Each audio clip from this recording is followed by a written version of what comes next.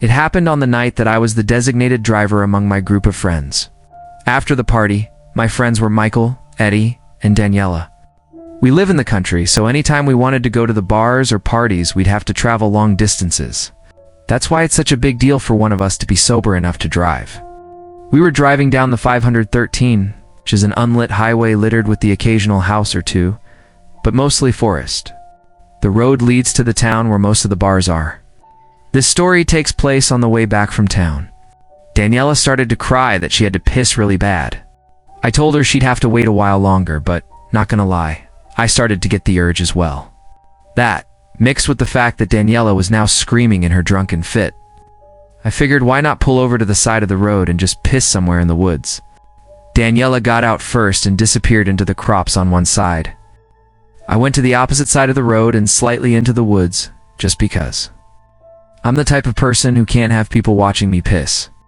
I finished first and got back in the car.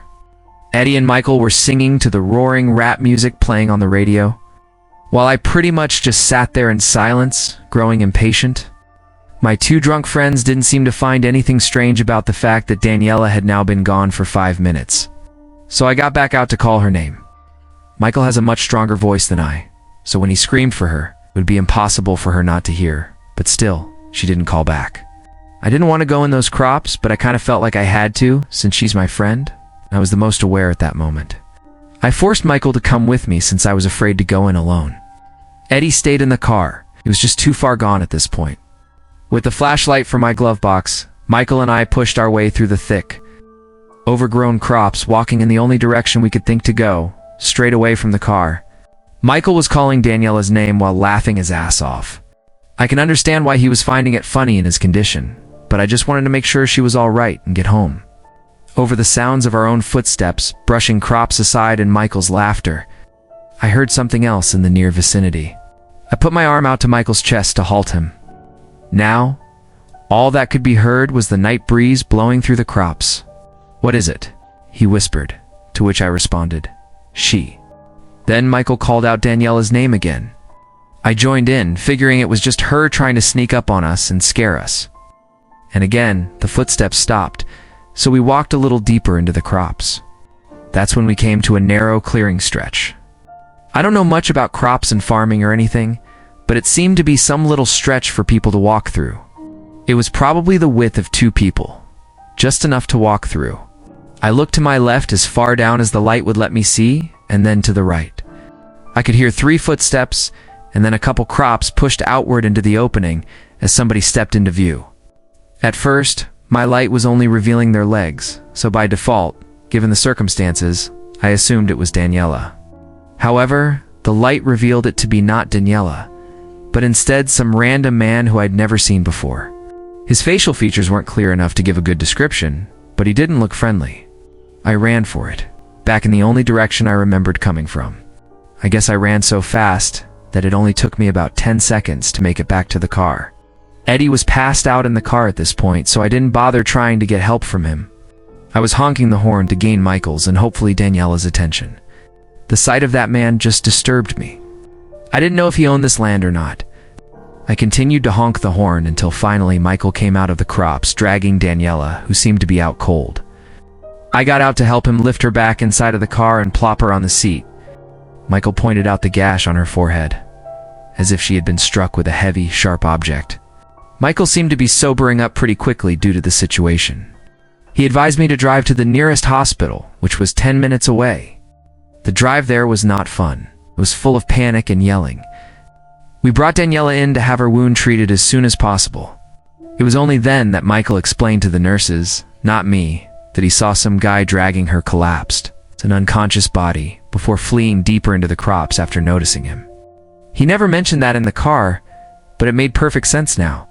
That man in the crops with us that night did this. Daniela was awake after she got all stitched up, and she had no recollection of the entire night from the moment we stepped into the party to the moment she got struck in the head. 12:17, according to the green clock shining bright on my car's dashboard. I still remember that number as I was driving home from the night shift of the pharmacy I worked at. Taking the highway at this hour is a little dangerous, since there's no lights, usually no other cars at that hour, and commonly, Deer would walk out onto the road, and you wouldn't notice them until it'd be too late if they were in your direct path. That's why I always drive slow on it, 50 max.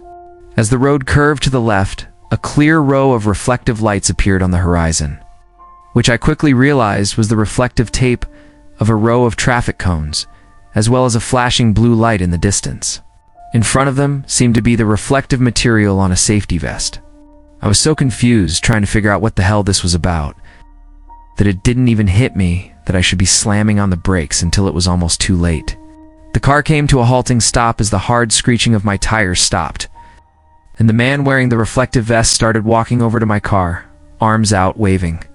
I guess he was telling me not to move the car?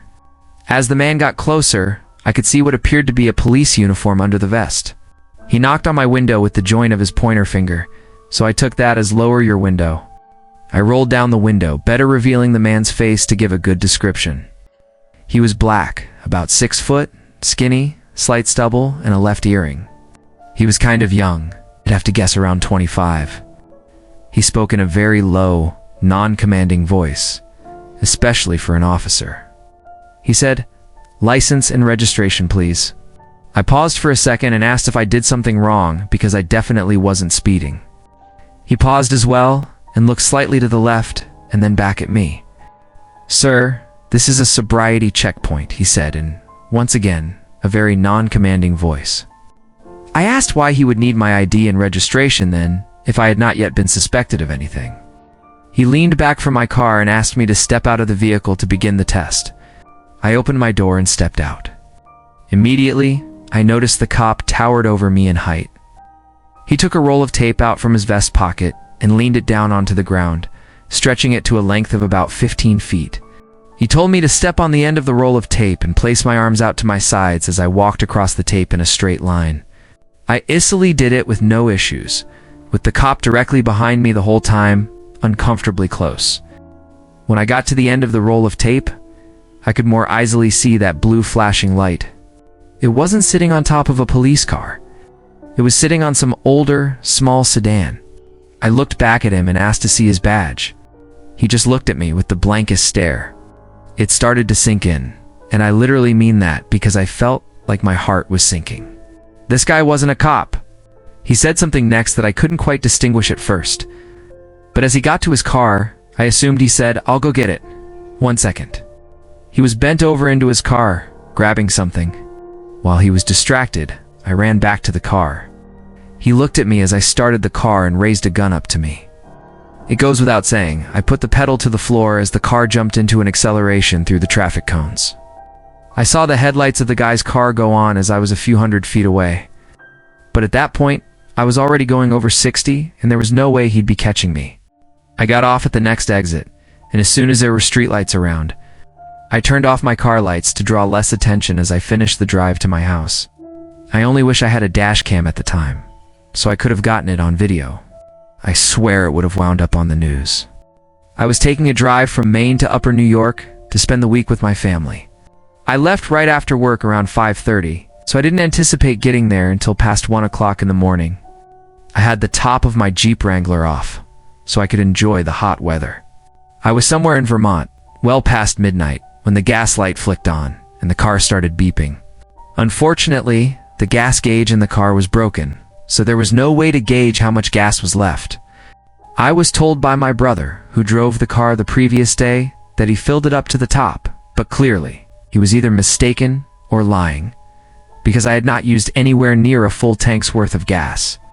One of those blue service signs zoomed past. I could see a gas station symbol in one of the boxes, so I turned off that exit onto a desolate road, which surely led to some kind of civilization. I wouldn't be finding out anytime soon, however, because the car started jittering and bumping around a bit, making weird noises that didn't sound good at all. A few seconds later, the acceleration stopped, and the car came to a helpless halt. I couldn't believe it, but I actually ran out of gas. I hopped out of the car and got on the phone with AAA, telling them my exact location. They said they could have a guy out to me in at least 20 minutes. I was grateful, but at the same time annoyed that I'd be waiting now for at least 20 minutes. For about 15 minutes, I kind of just strolled around my car slowly, looking down at my phone, texting friends about the situation and checking social media. It was so quiet, no sounds of distant traffic, no passing cars. Just the sound of crickets and other night creatures in the woods. Then I heard something walking around in the woods. The footsteps were decently heavy, so I had a hunch it was a deer or something. But the possibility of it being a bear wasn't far-fetched, given that this was bear country. I walked around to the passenger side of the car now, where the woods were and where the sounds were coming from, just in hopes of seeing a deer or some other harmless animal. Then there were two clapping sounds. It actually sounded like a person clapping their hands. I moved a little closer to listen to it again. This time, it was 3 claps. I called out to the woods, hoping in some weird way that someone would answer. But after I did, the clapping didn't happen anymore. I just stood there, waiting for something to happen, but it was just silence, so I got back in the car and just waited. I heard footsteps once again coming from the woods, coming in my direction, then it just stopped. I looked outside and saw a head peeking from behind a tree just ahead. It almost looked lifeless. The eyes, they just looked so lifeless. I couldn't even tell if they were looking at me or not. I was so focused on these details, I didn't even think to scream at the horror of what I was witnessing. I cranked the windows up on both sides and turned off the headlights. However, hiding in the car didn't make me feel much safer since the entire top was off. Without the headlights on, there was complete darkness. I couldn't see 2 inches in front of me, yet I was surrounded by the night noises of the forest. I was ducking down below the dashboard, doors locked, yet still completely exposed to the outside, praying not to hear any sudden sounds like footsteps. I felt the sinking feeling in my stomach, however, as I heard someone grab the car door handle. I tried my best not to move or make any noise. I was waiting for someone to start pounding at the glass, or, at the very least, reach around the opening behind the front door to just unlock it. I was so exposed it wasn't even funny. And then I felt a hand aggressively grab onto my back. I simply lost it and screamed at the top of my lungs, but suddenly the hand released its grip on my shirt as light began to fill the area. The sound of a truck engine pulling up the road was music to my ears. I sat up and turned around to see the headlights of an AAA truck, but whoever was grabbing me was long gone already. I ran outside to greet the man who stepped out. He was a big dude in his 40s. I basically cried to him about what just happened, taking huge breaths in between each sentence. Something about his personality and presence was just calming and reassuring, however. He filled my car up with gas, and we both went on our ways. Even though something about that man's aura just calmed me down, the memory of what happened that night is still haunting. And the image of that lifeless head peering around that tree is imprinted in my brain.